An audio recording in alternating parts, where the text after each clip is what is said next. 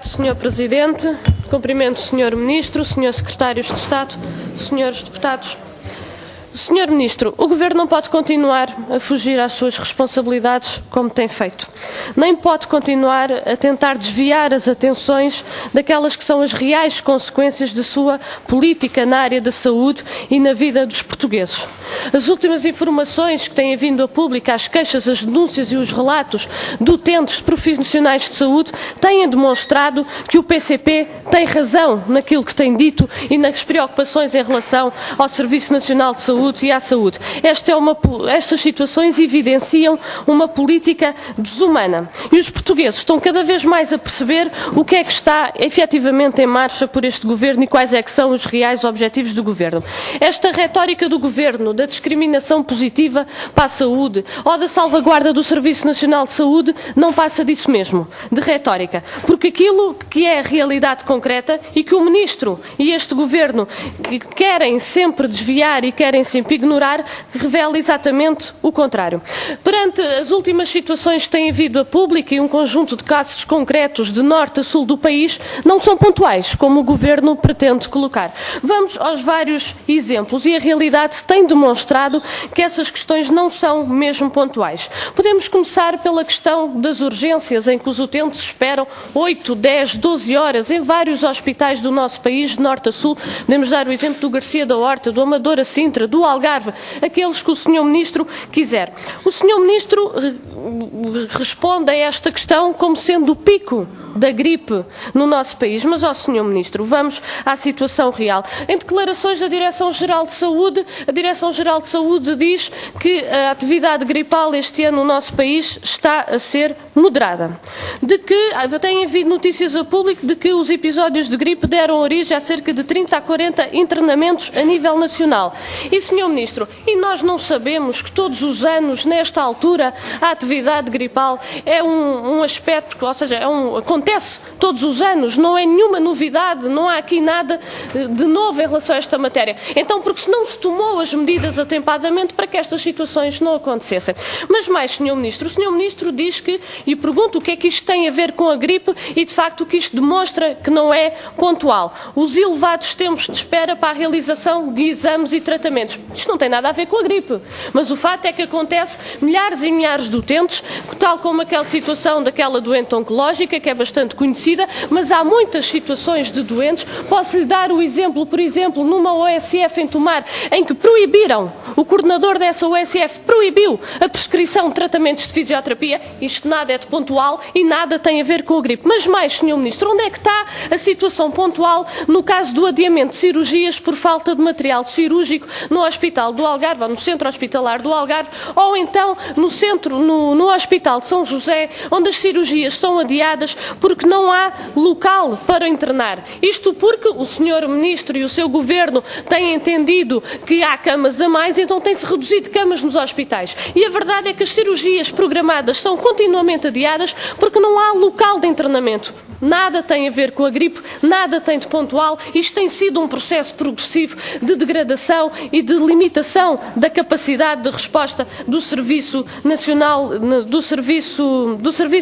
de Saúde. O que está aqui em cima da mesa e que este Governo insiste em não reconhecer é o desinvestimento no Serviço Nacional de Saúde, contrariamente àquilo que o Governo apregoa. São menos 300 milhões de euros para 2014 no SNS. Só nos hospitais os cortes são 3% face a 2013 e de 9% face a 2011. Mas nos hospitais as situações vão ainda mais longe, porque associado aos cortes orçamentais vem a aplicação da Lei dos Compromissos. E, Sr. Ministro, não é só o PCP que diz.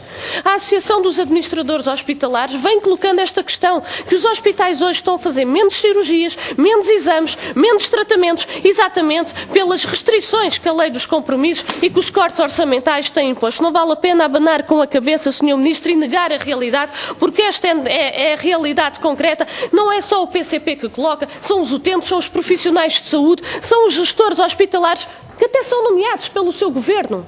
são nomeados pelo Sr. Ministro e que diariamente sentem esse constrangimento. E o que é que o Sr. Ministro tem a dizer a uma declaração de um administrador em que refere que prefere ser julgado por um ato de gestão do que por homicídio? Isto clarifica bem a natureza desta política, porque este gestor ou cumpre a lei ou não trata o doente. E não tratar o doente significa deixar as pessoas, de facto, sem acesso aos cuidados de saúde. Veio a público uma... Senhora Deputada, o seu tempo terminou. Faz favor de concluir, faz favor. Deixe-me só concluir. Veio a público por parte deste Governo que, perante esta situação, iria-se alargar o horário de funcionamento dos centros de saúde. Esta medida, só por si, demonstra o seguinte: demonstra que a política de encerramentos, de extensões e de centros de saúde, de redução de valências, de redução de horários, é uma política errada. E tomar-se esta decisão só demonstra o falhanço desta política, porque todos nós sabemos, se há falsas urgências dos hospitais, é porque os cuidados de saúde primários não têm o investimento que deveriam ter e porque não têm a resposta, as pessoas não têm a resposta de proximidade que deveriam ter. Por isso, Sr. Ministro, o que está aqui em cima da mesa não é nenhuma tentativa para salvar o Serviço Nacional de Saúde. Vou concluir, Sr. Presidente, dizer o seguinte: o que está em cima da mesa é uma política de desmantelamento que este Governo está a prosseguir com o fim de negar a saúde aos portugueses, porque o que o PCP tem dito, infelizmente, corresponde à verdade. Esta política está a conduzir à morte antecipada dos portugueses e isto tem que ter um fim. O PCP considera inaceitável esta política já que está passou a ser um minuto seguida e tal. E consideramos que este Governo, em matéria de saúde, os grandes objetivos é entregar o setor da saúde aos privados e, de facto, ter uma política de saúde diferenciada para os portugueses em função do seu rendimento e da sua origem social. Agradeço a sua tolerância, Sr. Presidente. Tendo em conta o apelo da Sra. Presidente, Sr. Ministro, de uma forma muito breve, o Sr. Ministro referiu aqui que está disponível para falar sobre as várias situações que foram aqui colocadas. Foi manifestando essa disponibilidade, mas não falou. A verdade é essa. Não falou. Não falou do adiamento das cirurgias, não falou nos aspectos que se referem aos doentes oncológicos, não falou o facto dos IPOs aguardarem a autorização do Governo para poderem contratar um conjunto de profissionais e estamos a referir também, além de médicos, um conjunto de técnicos essenciais para os equipamentos funcionarem e poderem fazer os tratamentos. Não falou. Ou seja, continua a ter para passar a ideia do pontual, de que estamos a fazer tudo para salvar o Serviço Nacional de Saúde, mas perante a evidência e perante os factos que nós aqui trouxemos, não falaram. Sr. Ministro, queria-lhe colocar mais outra questão em relação ao Hospital Garcia da Horta, neste curto espaço de tempo que me resta. E aqui nós tivemos a informação que há doentes, e isto na sequência da reorganização das urgências na área metropolitana de Lisboa, que há doentes no Hospital Garcia da Horta que necessitam de ir para hospitais em Lisboa porque não há especialidade no Garcia da Horta e não vão. E não vão. Explique, Sr. Ministro, como é que está a funcionar estas urgências, porque os doentes não vão. Aliás, nós conhecemos uma situação no Hospital de Setúbal em que os doentes do foro psiquiátrico entravam sexta-feira às 20 horas e até à segunda-feira de 9 horas ficavam sem tratamento especializado.